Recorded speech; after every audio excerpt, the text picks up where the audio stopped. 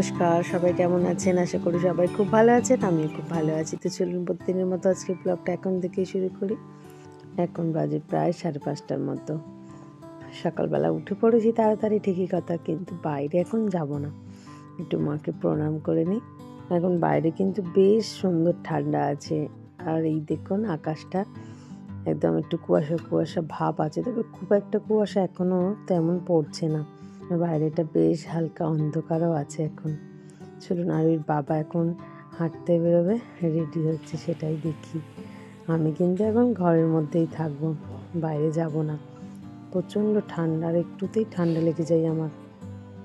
একটু যদি শুরু হয় আর থামে না।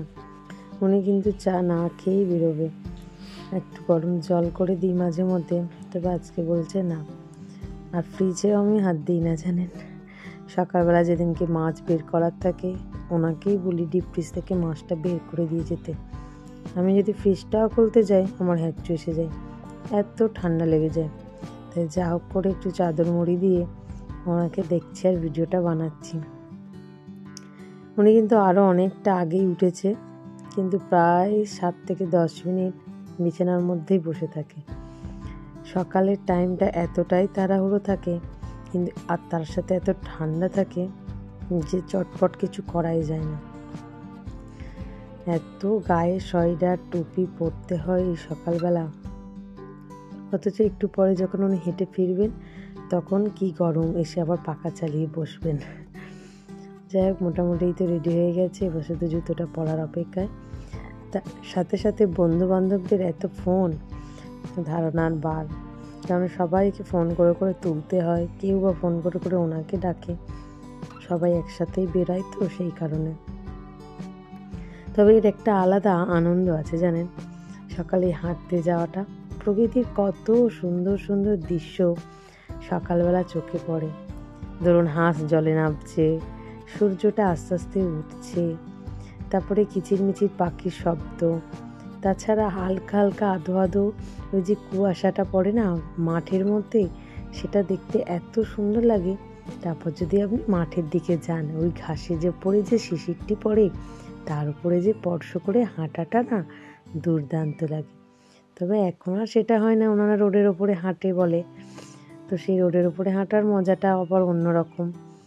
গাড়ি আসছে 10 বার, গাড়িকে সাইড দিতে দিতেই আবার তার উপরে বন্ধু বান্ধবদের সাথে কথা বলতে বলতে হাঁটা, এটা একটা অন্য। কিন্তু আমি পছন্দ করি বেশি মাঠঘাটে হাঁটাটা। একদম ফাঁকা রাস্তা থাকবে, গ্রামের ভিতর দিয়ে হাঁটবো, তার উপরে আছে মাঠের মধ্যে দিয়ে একটু দৌড়দৌড়ি, তাই না? তবে এখন সব যা মাঠঘাটের অবস্থা, বলছি তো একদমই সম্ভব নয়। তবে যাই হোক, এটাই যে যাচ্ছে এটাই অনেক বড় কথা। একদমই সকালে যে মানুষ উঠতে চায় না, সেই মানুষ যখন এই 5:30-5টায় উঠে রোজ হাঁটতে যায়, এতেই অনেক ধন্যবাদ। আমিও এতে অনেক ধন্য। যাই হোক, যাচ্ছে উনি, বেরিয়ে গেলেন। চলুন, আমি এবারে আমার সংসারের টুকিটাকি কাজগুলো সারবো, আবার কাকিমাও এসে যাবে কাজ সারতে। চলুন, আজকে বৃহস্পতিবার, সকালে পুজো আছে, তাই পুজোর জিনিসপত্র নিয়ে বসে পড়েছি। আজকে 10টি টাকার ফুল কিনেছি। গাছে তো একদমই ফুল হচ্ছে না, আর কাকাদের গাছেও তাই একই অবস্থা, মাত্র 2টি জবা ফুল হয়েছে।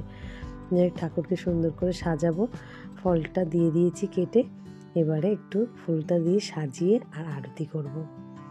তবে মাঝে অনেকটা সময় কেটে গেছে, খাবার দাবার, রান্না বান্না, আরও কাজকর্ম, রেস্টে ছিলাম একটু কিছুক্ষণ, তারপরে চলে এসেছি মায়ের কাছে। এখন বাজে কটা জানেন? প্রায় 11:30। যাই হোক, চলুন পুজোটা সারি।